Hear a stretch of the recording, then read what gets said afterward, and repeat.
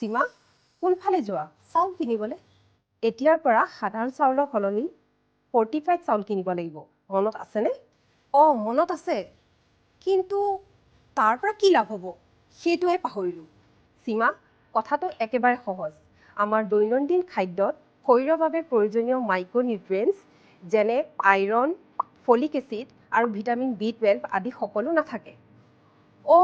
মনত পৰিল ফৰ্টিফাইড চাউলত কেইবাবিধো মাইক্ৰনিউট্ৰিয়েণ্টছ যোগ কৰা হয় যি ইয়াক সাধাৰণ চাউলতকৈ অধিক পুষ্টিকৰ কৰি তোলে একেবাৰে সঠিক উপযুক্ত খাদ্যৰ অভাৱত ৰক্তহীনতাৰ দৰে ৰোগ হ'ব পাৰে বুজিলোঁ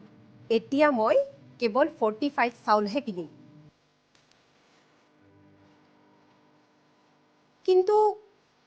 ফৰ্টিফাইড চাউল মই চিনি পাম কেনেকৈ A+F চিনটো ভালদৰে চোৱা +F মানে ফৰ্টিফাইড এইটো দেখোন একেবাৰে সহজ নিশ্চয় এয়া তুমি বুজিলা আৰু এয়া মই গ'লো